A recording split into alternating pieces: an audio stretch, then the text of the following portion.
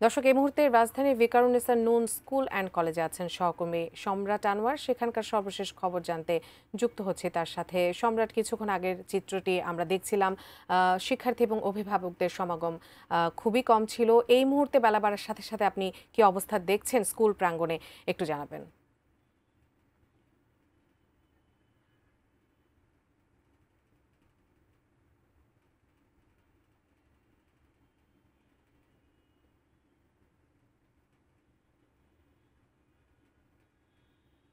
আমার সহকর্মী জানাচ্ছিলেন যে এবারের রেজাল্ট যেটি হয়েছে যে খুব একটা আশানুরূপ হয়নি, পাশের হারও তুলনামূলক কমেছে এবং শহরের তুলনায় গ্রামের যে স্কুলগুলো রয়েছে কিংবা গ্রামের যে কলেজগুলো রয়েছে সেখানেও ফলাফল তুলনামূলক খারাপই হয়েছে। কিন্তু ঢাকার যে নামি দামি প্রতিষ্ঠান সেখানেও যে খুব একটা বেশি ভালো রেজাল্ট হয়েছে আসলে বিষয়টি তেমন না। আমরা এই যে জায়গায় একটা আছে এখন ভিকারুননিসা নূন স্কুল অ্যান্ড কলেজে, সেখানে আমরা দেখেছি যে শতভাগ পাস কিন্তু এখানে হয়নি এবং যা শিক্ষার্থীদের যে উপস্থিতি বরাবর আমরা দেখতাম যে ফলাফল ঘোষণার পর যে শিক্ষার্থীদের উল্লাস থাকে, শিক্ষার্থীদের যে উচ্ছ্বাস থাকে, সেই জিনিসটি আমরা এখানে এখন পর্যন্ত অন্তত দেখতে পাইনি।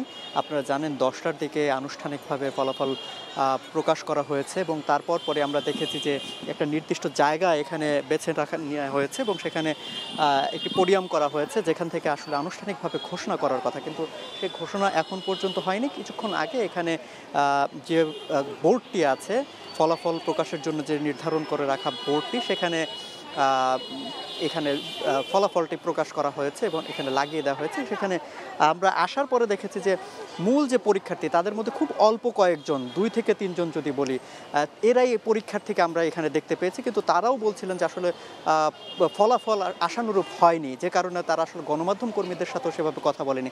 এখন যে শিক্ষার্থীদের দেখছেন এরা কলেজের শিক্ষার্থী এবং এরা সামনে পরীক্ষা দেবে এবং এদের পরীক্ষা থাকাকালীন কারণেই তারা এখানে এখনও উপস্থিত রয়েছেন। তবে আমরা আশা করছি যে হয়তোবা কিছুক্ষণ পরে এখানে পরীক্ষার্থী যারা রয়েছেন, পরীক্ষার্থী যারা ছিলেন তারা এখানে চলে আসবেন, অভিভাবকরাও এখানে আসবেন এবং সেই সাথে শিক্ষকরাও এখানে কথা বলবেন এবং তারা আসলে বিস্তারিত জানাবেন যে আসলে তাদের যে ফলাফল, তাদের শিক্ষা প্রতিষ্ঠানের যে ফলাফল, সেই ফলাফলটি আসলে কতটুকু ভালো হয়েছে কিংবা গতবারের থেকে কতটুকু খারাপ হয়েছে, আর কেনই বা এই খারাপটা হলো। এই জিনিসগুলো হয়তো বা তারা কিছুক্ষণ পর এখানে এসে কথা বলবেন। আমরা অপেক্ষা করছি যে শিক্ষার্থীদের পাশাপাশি তাদের অভিভাবকরাও এখানে আসবেন এবং তারাও হয়তো জানাবেন যে আসলে তাদের প্রত্যাশা মাফিক ফলাফল হলো কিনা এবং এর পেছনে আসলে কারণটা কী, সেই বিষয়টি হয়তো বা তারা জানাবেন। তো আমরা এখন পর্যন্ত এখানে অপেক্ষা করছি, শিক্ষার্থীরা আসবেন, অভিভাবকরা আসবেন, হয়তো বা আমাদের সাথে কথা বলবেন এবং সেই বিষয়টা আমরা পরে আপনার মাধ্যমে, গণমাধ্যমের কর্মীরা হয়তো বা দর্শকদের জানাতে পারবো।